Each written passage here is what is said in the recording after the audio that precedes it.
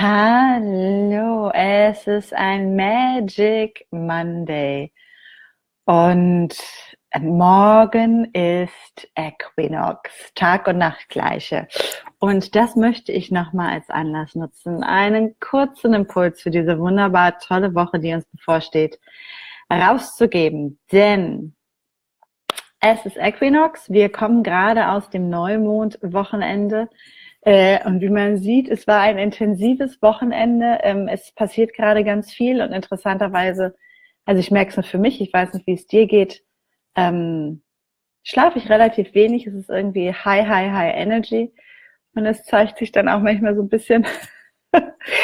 Und ja, ich freue mich einfach auf diese intensive Woche, die jetzt vor mir ist und die für uns alle da ist, denn dieser Neumond in den Fischen war mega emotional und vielleicht ging es dir auch so, dass da einiges hochgekommen ist. Wir hatten am Samstag hier in New York eine Revolution Experience, die total intens war und wo einige auch echt meinten, dass sie den nächsten Tag gar nichts machen konnten. Also es war echt so, die ganze Transformation hat noch gebraucht und hat sich gezeigt.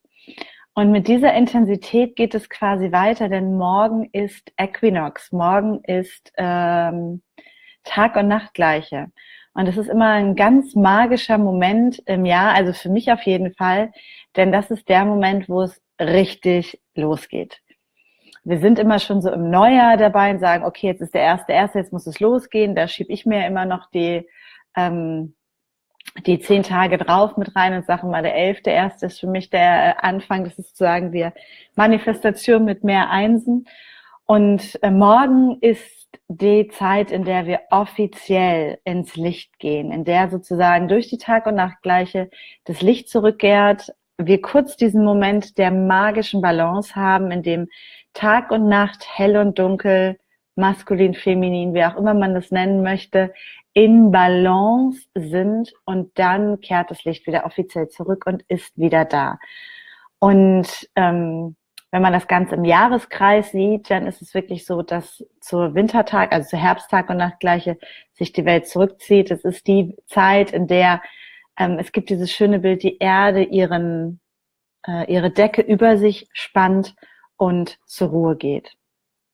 Und es ist die Zeit, in der die Dinge im Inneren wachsen. Sprich, wir setzen unsere Intention mit Samhain, starten in das neue Jahr ganz traditionell und dann darf alles wachsen. Wir ziehen uns ein bisschen zurück und die Dinge erwachsen. Und jetzt ist März und März ist der Monat der Manifestation. Und es ist traditionell der Monat, in dem die Bauern raus auf die Felder sind, in dem sie angefangen haben, die Felder zu bestellen, aktiv den Boden zu beackern und diese manifestierende Energie, diese maskuline Energie wirklich nach vorne gegangen ist und es auch immer noch tut. Es ist der Moment der absoluten Transformation, also wir sehen es im Außen und vielleicht spürst du es auch im Innen. Es ist wirklich so die Bäume schlagen aus, die Blumen fangen an zu sprießen. Es ist alles so, ja, es geht los, es geht nach draußen. Es ist Zeit für die Bewegung, fürs nach vorne gehen, fürs Initiieren und vor allem dafür, diesen Samen zu setzen, wie die Bauern das tun, damit du im Herbst ernten kannst. Das heißt, die Tag- und Nachtgleiche, und natürlich jetzt dieses Jahr so wunderbar passend mit dem Neumond, ist ein wunderbarer Moment, um zu gucken, wie kannst du den Samen jetzt bewusst in den Boden bringen? Also wie kannst du das säen und was vor allem möchtest du säen, was im Sommer sozusagen in Blüte steht oder in vollem Spross ist, wenn man das so sagen kann, und was dann im Herbst geerntet werden darf. Das bedeutet auch zu überlegen, was möchtest du im Herbst ernten? Denn das sind auch zwei unterschiedliche Qualitäten, die da zusammenkommen. Das eine ist, was möchte ich ernten? Was darf sich am Ende des Jahres, sozusagen am Ende dieses Lichtzyklus, dieses halben Jahres, in dem die Erde Bäm macht, zeigen?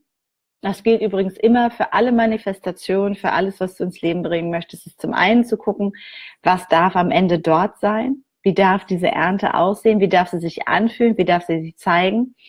Und der Schritt davor ist, welchen Samen setze ich in die Erde?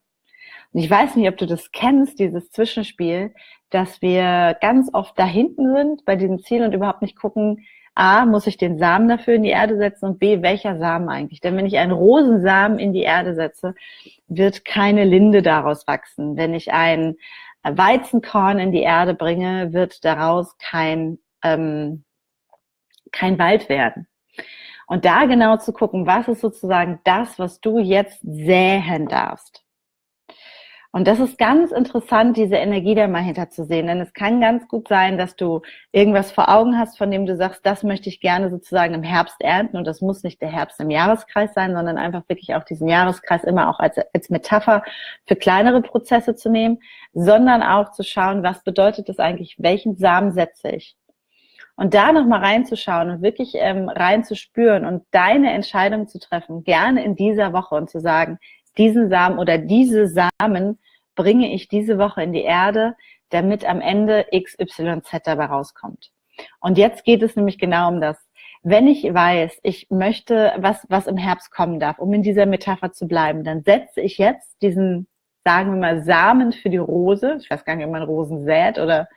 Anyway, ich setze den Samen für die Rose und ich weiß, meine Intention ist, dass am Ende eine Rose dabei herauskommt. Wie genau die aussieht, das weiß ich nicht. Ob die Äste so sind oder ob die Äste so gehen oder ob die Äste so gehen. Und wie sie sich genau gestalten wird, da kommen Wind und Wetter und Wasser und Sonne und all diese anderen Faktoren hinzu. Und gleichzeitig setze ich die Intention für die Rose.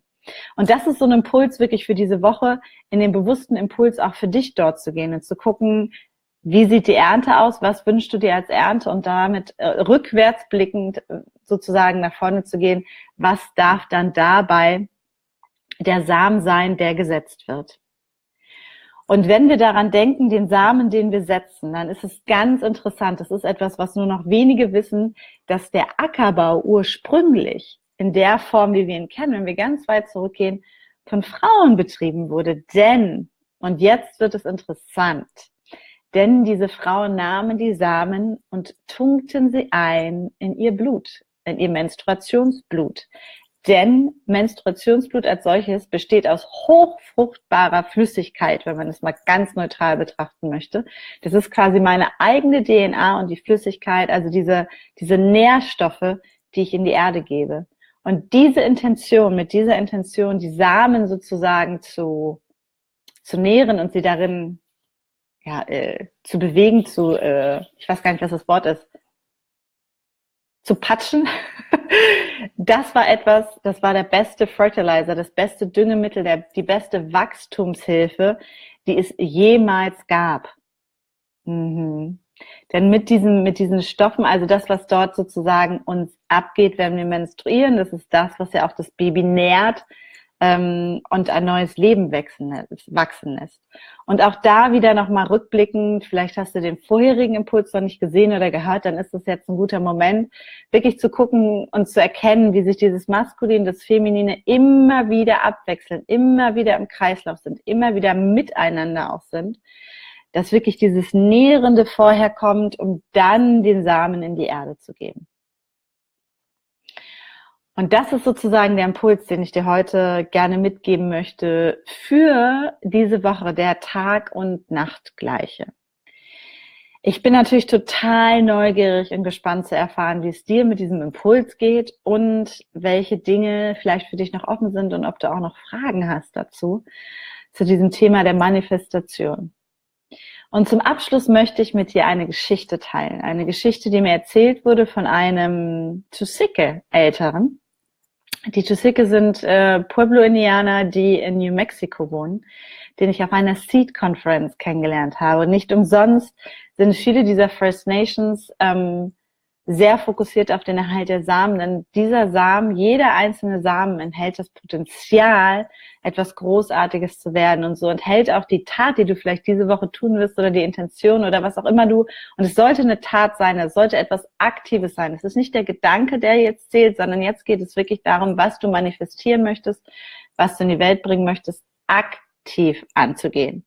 Und wirklich, da mache ich etwas. Und das kann sein, dass du in die Kirche gehst und ein Gebet gibst, wenn es für dich der richtige Ort ist. Und trotzdem ist dabei dann die Aktion, dieses wirklich rauszugehen, in die Kirche zu gehen. Die Geschichte, die ich dir erzählen möchte. Und zwar sagte er, Kaya, wir entstehen alle aus der Spirale. Und das ist eigentlich das Schöne. Wir bewegen uns immer wieder in der Spirale. Und das ist für mich auch so ein schönes Bild, denn wir kommen immer wieder an einem ähnlichen Punkt, auch mit Themen an, in denen wir uns entwickeln. Und zwar immer wieder auf einer anderen Ebene der Spirale. Und er sagte, we're all made of stars and we all come from the Milky Way. Die Milky Way, also die Milchstraße, ist ja auch sowas wie eine riesengroße Spirale. Und er sagt dann, wenn wir geboren werden, dann sehen wir schon hier oben, tragen wir die Spirale mit uns. Wenn man Babys hinten auf den Kopf geht, dann sieht man diesen Wirbel und das ist die Spirale. Und das ist sozusagen die Verbindung nach oben, die wir in den Kosmos haben. Und wenn wir dann den Horizont entlang blicken, dann sehen wir dort die Hügel, die am Horizont sind. Und wenn ich diese Hügel sehe, dann halte ich in ihnen das Potenzial des Milky Way, denn hier ist die Spirale wieder. Und in dem Moment, wo ich Samen in meine Hand nehme, bevor ich sie sehe, mit der Intention, der pustete so schön, mit der Intention der Spirale sie rausgebe, geht all die Kraft und die Energie des Kosmos und die Magie des Milky Way und die Magie des Sternstaubs und dessen, was wir wirklich sind, in diesen Wunsch, in diesen Samen. Und damit können sie groß und kraftvoll werden.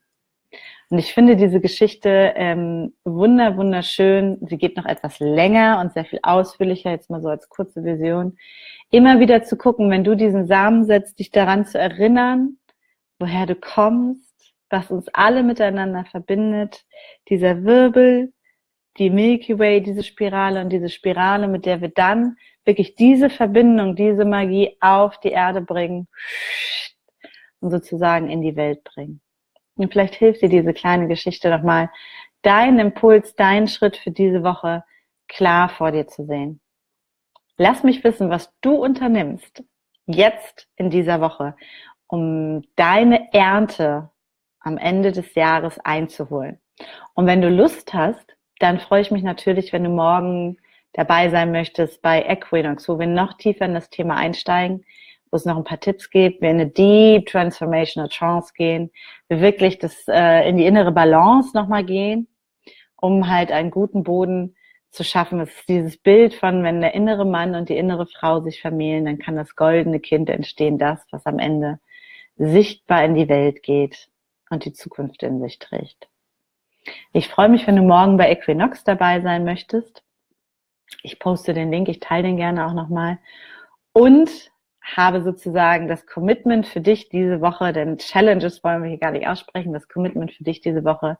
Was tust du, um deine Wünsche, um deine Ernte für 2018 diese Woche sozusagen auf den Weg zu bringen? Lass es mich wissen.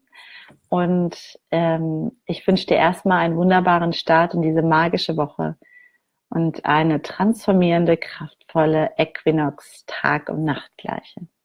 Alles Liebe von mir, für dich, und tune into your soul and listen with your heart in Sisterhood.